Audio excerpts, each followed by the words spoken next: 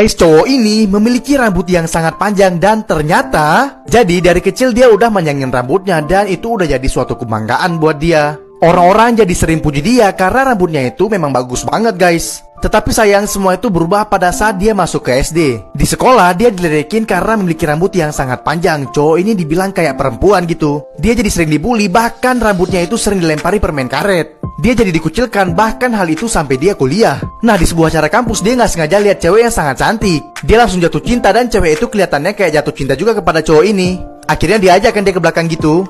Ternyata cewek itu nggak suka sama dia. Akhirnya diikat rambut cowok itu di tiang. Terus dia dipermalukan gitu, difotoin sama orang banyak. Setelah lulus kuliah di tempat kerja pun dia tetap dipermalukan. Sampai suatu hari ada seorang hairstylist ngadain perlombaan gitu. Dia pun ikut dan menang guys karena rambutnya itu selalu dirawat. Dia mau buktiin ke orang-orang kalau rambutnya itu adalah anugerah. Akhirnya dia bawa pulang piala, tapi di perjalanan pulang ada sekelompok orang yang menghadang dia. Dia pun dipukulin begini. Akhirnya dia pun dipukulin sama sekelompok orang kayak gini tanpa adanya alasan. Setelah itu pun dia harus dibawa ke rumah sakit. Terus dia harus dioperasi karena kalau kepalanya itu nggak dioperasi dia bakalan meninggal. Dokter menelpon ibunya dan mengatakan kalau dia mau dioperasi kepalanya itu harus dibotakin. Tapi ibunya ini nggak setuju guys, padahal kondisi anaknya itu sudah sekarat banget. Akhirnya ibunya ini setuju untuk dilakukan operasi dan kepala anak itu pun harus dibotakin. Tapi ibunya ini nggak mau lihat dia botak, akhirnya ibunya itu pergi ninggalin dia gitu aja. Aneh banget kan? Ya udah, setelah dia sadar dari rumah sakit, dia balik ke rumah tapi dia tinggal sendirian. Dia bingung sih kenapa ibunya itu ninggalin dia. Pas masuk kamar ibunya, dia nggak sengaja nemuin surat. Dalam surat itu ibunya mengatakan kalau ibunya tuh dulu pernah kena kanker. Terus rambutnya tuh dibotakin juga dan suaminya ini berjanji nggak bakalan ninggalin dia. Tapi ternyata semuanya itu bohong, suaminya malah ninggalin dia gitu aja guys. Dan suaminya nggak tahu kalau istrinya itu lagi mengandung anaknya ini. Jadi ibunya tuh trauma dengan kebotakan gitu guys. Ibunya berjanji kalau rambut anak ini panjang lagi dia bakalan balik ke rumah. Karena itu cowok ini harus minum vitamin selalu biar rambutnya itu bisa panjang lagi. Tapi sayang ibunya tuh nggak pernah pulang-pulang. Gara-gara nggak pernah menstruasi, gadis ini divonis mandul. Jadi pada saat dia berumur 12 tahun, teman-temannya itu udah pada halangan kan. Akhirnya di umur 14 tahun dia tuh pura-pura halangan, dia naruh noda merah ke celananya. Terus pas di dalam kelas dia pura-pura sakit perut gitu terus ngadu ke temennya. Dan temennya lihat ada noda merah di celananya kan. Temennya ngira itu darah, padahal itu emang noda yang sengaja dia buat. Sampai di rumah dia juga bohong sama ibunya. Awalnya ibunya tuh seneng banget sampai ibunya itu ngadain pesta buat ngerayain menstruasi anaknya. Dia seneng banget kan, tapi sebenarnya dalam hati kecilnya itu dia sedih. Dia kan gak bener-bener menstruasi. Sampai suatu hari tiba-tiba temannya tuh ngejatuhin cup menstruasi gitu. Terus dia ngasih ke temannya dan dia bilang ini apa? Di situ teman-temannya udah mulai curiga kan sama dia. Tiba-tiba temannya narik dia ke kamar mandi dan bilang, ada noda merah di celanamu.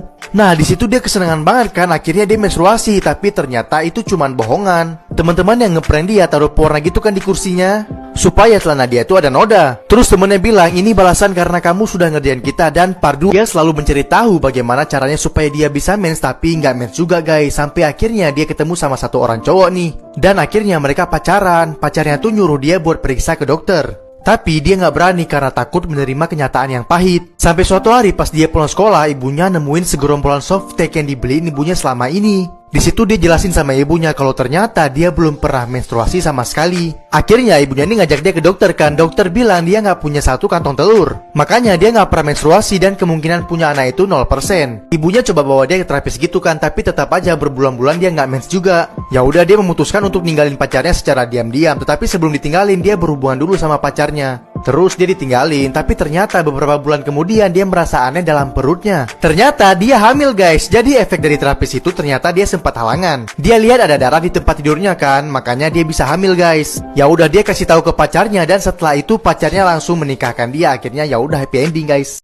Inilah gambaran yang bakal kalian para cewek pikirin tentang tubuh kalian saat dari masih kecil, terus jadi gede, sampai nantinya jadi nenek-nenek. Semua dimulai dari saat cewek ini masih dibawakan bekal oleh mamanya ke sekolah, itu sekitar 5-10 tahun guys. Nah di usia ini dia lagi aktif-aktifnya bermain guys, tanpa ada beban tugas atau kerjaan. Lalu dia makin tumbuh dan mulai mencontoh cewek-cewek dewasa nih, dari cara berpakaiannya, dan cara berjalannya. Terus masuk SMP, cewek ini udah mulai merasa aneh ada perubahan di tubuhnya karena udah mulai pubertas. Masuk SMA, dadanya udah mulai menonjol tuh. Hal itu membuatnya malu guys. Sehingga awal-awal dia masih menutupi tubuhnya dengan sweater tebal. Lalu saat 16-18 tahun, dia udah agak pede nih, tapi tubuhnya mulai tambah montok lagi tuh. Saat kuliah, dia udah terbiasa dan bisa bergaya dengan tubuhnya menggunakan fashion yang cantik. Tapi di saat itulah para lelaki mulai memerhatikan tubuhnya, bahkan ada yang catcalling dan menggodanya di jalanan. Lanjut part 2. Part 2, gambaran yang cewek bakal pikirin tentang badannya dari saat masih kecil sampai udah jadi gede guys. Di umur 20-22 tahun, dia dapat banyak godaan dan jadi sensitif. Bahkan gonggonggan anjing aja dia kira kakek ini godain dia. Lalu setelah kuliah, dia udah mulai magang, udah punya duit sendiri, langsung kepincut sama baju baru guys.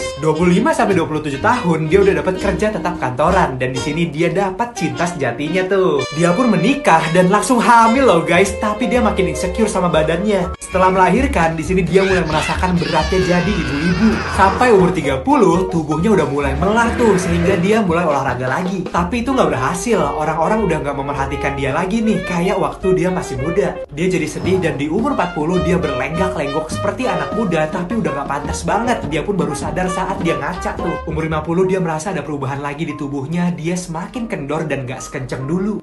Sampai dia udah punya cucu, tapi semakin tua cucunya udah nggak mau main lagi sama dia dan anaknya pun juga udah sibuk banget. Jadi dia sendirian sampai akhirnya dia meninggal dunia.